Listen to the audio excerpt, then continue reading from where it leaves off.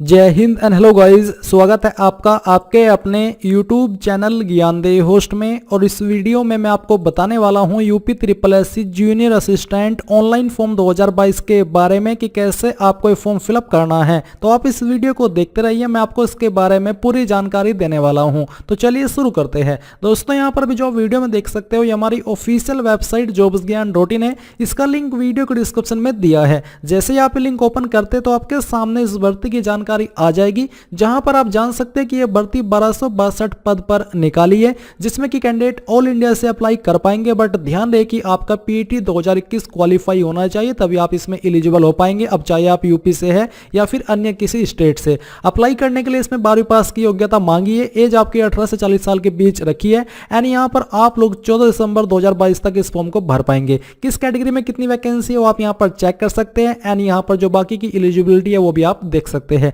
इन सभी जानकारी को चेक करने के बाद में आप यहां पर आएंगे, इंपॉर्टेंट लिंक्स के सेक्शन में अप्लाई ऑनलाइन पर क्लिक करेंगे। इसके बाद में आपके सामने ये ऑफिशियल वेबसाइट आ जाएगी। अगर आप यहां पर होम पेज पर आते हैं डायरेक्टली, तो आपको कैंडिडेट रजिस्ट्रेशन के ऊपर क्लिक करना है। इसके बाद यहां पर आप सबसे फर्स्ट नंबर पर देख सकते हैं कि आपकी पहले वाली जो एडवर्टाइजमेंट नंबर 8 के रूप में वैकेंसी दी है, यही आपकी पोस्ट है जिस पर आपको अप्लाई करना है। तो आपको यहां पर अप्लाई पर क्लिक करना है। इसके ऊपर क्लिक करने के बाद कुछ ऐसा इंटरफेस आएगा। अब आपको यहां पर सबमिट एप्लीकेशन, इसके ऊपर क्लिक करना है। सबमिट एप्लीकेशन पर क्लिक करने के बाद में यहां पर आपको इंस्ट्रक्शंस दिए गए, ये आपको चेक करने हैं। फिर आपको यहां पर टिक करना है एंड देन आपको आई एग्री पर क्लिक करना है। आई एग्री पर क्लिक करने के बाद आपसे पूछा है authentication mode through personal detail या फिर थ्रू ओटीपी। तो अगर आप पर्सनल डिटेल के माध्यम से आगे बढ़ना चाहते तो यहां पर आप इसके ऊपर क्लिक करें। एंड यहां पर आपके सामने जो सेक्शन है वो आएगा पीईटी रजिस्टर नंबर। तो जो आपका पीईटी 2021 का रजिस्टर नंबर है वो यहां पर आपको एंटर करना है। आपको जो आपकी डीओबी है, जो आपने पीईटी के अंदर भरी थी, वो डीओबी यहां पर सिलेक्ट कर लेने, पहले डे फिर मंथ और उसके बाद में ईयर। जेंडर आपका क्या वो आप सिलेक्ट करेंगे।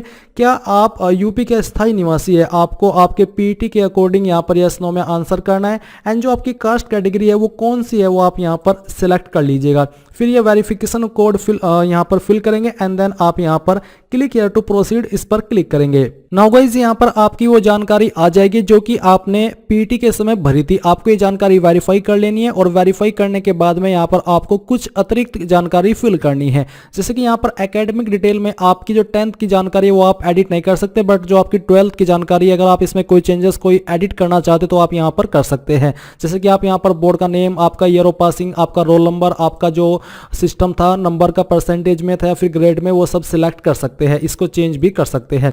इसके बाद आती है आपकी details of additional qualification for the post of junior assistant. यहां पर है कि must have passed intermediate examination from board of high school and intermediate education UP और any examination recognised by the government as equivalent thereto. तो यहां पर आप इसमें यस कर दीजिए कि हाँ, आपने जो आपकी 12वीं है वो यूपी के बोर्ड द्वारा या फिर अन्य किसी स्टेट के बोर्ड द्वारा आपने की है, तो आप यहां पर यस करेंगे। यस करने के बाद में यहां पर आपने किस बोर्ड से किया है उस बोर्ड का नाम आप एंटर करेंगे। ईयर ऑफ पासिंग, किस साल के अंदर आपने आपकी जो क्वालिफिकेशन है वो पास की है, वो आप यहां पर सिलेक्ट करेंगे। यहां पर आपको इंटरमीडिएट की जानकारी मांगी है तो आप यहां पर इंटरमीडिएट की ही जानकारी भरेंगे। सर्टिफिकेट रोल नंबर, तो यहां पर जो आपका 12th का रोल नंबर था वो आप यहां पर एंटर कर देंगे। ये एंटर करने के बाद में आपका जो सर्टिफिकेट है 12th का वो कब इशू हुआ था वो आप यहां पर सिलेक्ट करेंगे। इस प्रकार से आप यहां पर आपका जो ईयर है वो सिलेक्ट कर लीजिए और फिर यहां से डे, तो ये आपकी जानकारी आ जाएगी। परसेंटेज सिस्टम क्या था वो आप यहां पर सिलेक्ट करेंगे, ग्रेड या फिर परसेंटेज। इसके बाद में जो नंबर आपको आए थे वो आपको यहां पर लिखना है और कितने में से आए थे वो आप यहां पर लिख देंगे। फिर नीचे आता है कि मिनिमम 25 वर्ड्स पर मिनट एंड 30 वर्ड्स पर minute typing speed in is essential in Hindi and English respectively, यानी कि दोनों में ये आपसे ये जो टाइपिंग है वो मांगी है। कोई विकल्प आपको नहीं दिया है, दोनों आपके पास होनी चाहिए। तो यहां पर आप इस पर यस कर दीजिए कि आपको ये वाली डिटेल्स या फिर ये एलिजिबिलिटी है। फिर आता है must have CCC certificate in computer application provided by DOEACC। तो अगर आपके पास सर्टिफिकेट है जो कि इसके द्वारा जारी किया जाता है तो आप यहां पर भी यस करेंगे। यस करने के बाद आप यहां पर इंस्टीट्यूट का नाम देंगे जहां से आपने किया है, किस साल के अंदर आपने सर्टिफिकेट पास किया है वो आप यहां पर बताएंगे। आपका जो सर्टिफिकेट नंबर है या फिर रोल नंबर है वो आप यहां पर देंगे। एंड कब आपका सर्टिफिकेट इशू हुआ है वो डेट आप यहां पर सिलेक्ट कर लेंगे। इसके बाद आप इन सभी जानकारी को वेरीफाई करके कैप्चा कोड फिल करेंगे एंड सबमिट पर क्लिक करेंगे। नाउ गाइज, जो जानकारी अभी आपने भरी है वो आप एक बार फिर से चेक करेंगे, पहले वाली भी और जो आपने अभी भरी है वो भी। तो आप यहां पर इन सभी जानकारी को वेरीफाई करेंगे। वेरीफाई करने के बाद में आप यहां पर नीचे आएंगे और आपको यहां पर click here to proceed for photo and signature, इसके ऊपर क्लिक करना है। अब इस पर क्लिक करने के बाद में जो आपने पीटी के वक्त में फोटो एंड साइन अपलोड किया था वो आपके सामने है, ये आप यहाँ पर वेरीफाई कर लेंगे। एंड देन यहाँ पर दोस्तों आपको कंटिन्यू पर क्लिक करना है इन सभी को वेरीफाई करके। फिर आप यहाँ पर जैसे कंटिन्यू पर क्लिक करते हैं तो आपके सामने फिर से कुछ ऐसा इंटरफेस आ जाएगा। आप यहाँ पर इन सभी जानकारी को वेरीफाई कर लीजिए। इसके बाद में यहाँ पर आपकी जो अन्य इन्फॉर्मेशन है वो दी गई है। और अब आते हैं अपलोड रिक्वायर्ड डॉक्यूमेंट्स डिटेल। तो यहाँ पर दोस्तों आता है age proof certificate of matriculation mandatory, यानी कि जो आपका एज प्रूफ है जिसमें कि आप आपका 10th का सर्टिफिकेट या बर्थ सर्टिफिकेट दे सकते हैं, ये अनिवार्य है। बाकी जो आपका डोमिसाइल सर्टिफिकेट यानी कि निवास प्रमाण पत्र है ये ऑप्शनल है, अगर आपके पास है तो दे दीजिएगा, नहीं है तो खाली छोड़ दीजिएगा। इसी प्रकार से जो आपका कास्ट सर्टिफिकेट है जो कि SC ST OBC के लिए होता है ये भी ऑप्शनल है, देना चाहे तो दे सकते हैं, नहीं तो आप खाली भी छोड़ सकते हैं। तो एज प्रूफ आप कैसे भरेंगे, तो यहाँ पर है इश्यूइंग अथॉरिटी। इश्यूइंग अथॉरिटी जैसे कि अगर आपके ऊपर कोई चीज लागू नहीं होती तो आप यहाँ पर NA यानी कि नॉट एप्लीकेबल लिख सकते हैं। बट जो आपका 10th का सर्टिफिकेट है वो आपका यूपी बोर्ड के द्वारा किया जाता है, तो आप यहाँ पर यूपी बोर्ड लिख दीजिएगा। इश्यू डेट यानी कि कब आपका ये जो सर्टिफिकेट है 10th का वो कब इशू हुआ है ये आपके जो सर्टिफिकेट है उसके ऊपर मेंशन होगा, यानी कि डेट ये आपको वहां पर देखने को मिल जाएगी। तो आप यहां पर वो डेट सेलेक्ट करेंगे, फिर यहां से मंथ और इसके बाद में डे, तो आपकी ये जानकारी आ जाएगी। सर्टिफिकेट नंबर क्या है वो आप यहां पर एंटर कर दीजिए। एंटर करने के बाद आप यहां पर अपडेट के ऊपर क्लिक करें। अपडेट के ऊपर क्लिक करने के बाद यहां पर अपडेट डिटेल्स पर क्लिक करें, इसके बाद में जानकारी आपकी अपडेट हो जाएगी। अब यहां पर आता है रेसिडेंस प्रूफ यानी कि डोमिसाइल सर्टिफिकेट। तो जैसे कि मैंने आपको यहां पर बताया ये दोनों ऑप्शनल है, देना चाहे दे सकते हैं, नहीं तो खाली छोड़ सकते हैं। तो अगर आप रेसिडेंस प्रूफ दे रहे हैं तो आप इश्यूइंग अथॉरिटी में बताएंगे कि किस अथॉरिटी के द्वारा आपका सर्टिफिकेट इशू है, जैसे कि SDM, तहसीलदार, नायब तहसीलदार, मजिस्ट्रेट, तो उसकी अथॉरिटी का नाम आप यहां पर लिखेंगे।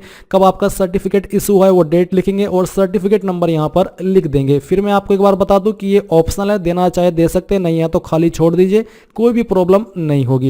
एंड सेम तरीके से अगर आप दे रहे हो SC ST OBC का सर्टिफिकेट आपकी कैटेगरी है तो आप ये जानकारी भी इसी तरह से भर पाएंगे जैसे कि आपने डोमिसाइल सर्टिफिकेट की जानकारी जानी। अब यहां पर बाकी डिटेल्स आपके सामने। अब आता है प्रेफरेंशियल क्वालिफिकेशन।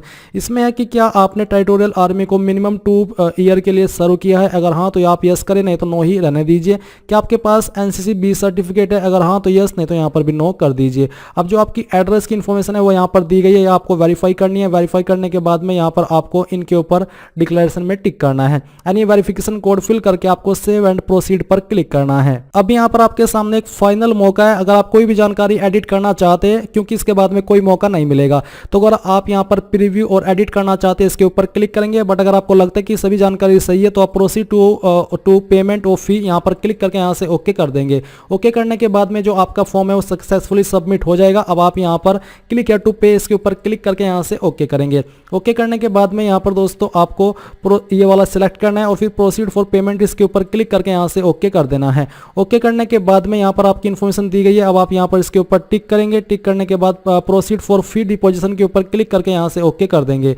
एंड देन यहाँ पर आपको पेमेंट के मेन पेज पर ट्रांसफर किया जाएगा। इनमें से जिस माध्यम से चाहे आप अपनी एप्लीकेशन फीस जमा कर सकते हैं। जैसे ही आप अपनी एप्लीकेशन फीस जमा कर देंगे आपको इसी वेबसाइट पर रिडायरेक्ट किया जाएगा जहां से आपने फॉर्म फिल करना स्टार्ट किया था, और आप अपने फॉर्म का फाइनल प्रिंट आउट ले पाएंगे। इस प्रकार से आप लोग UP SSC junior assistant online form 2022 को भर पाएंगे। आई होप ये प्रोसेस आपको पसंद आया होगा। So thanks for watching. जय हिंद।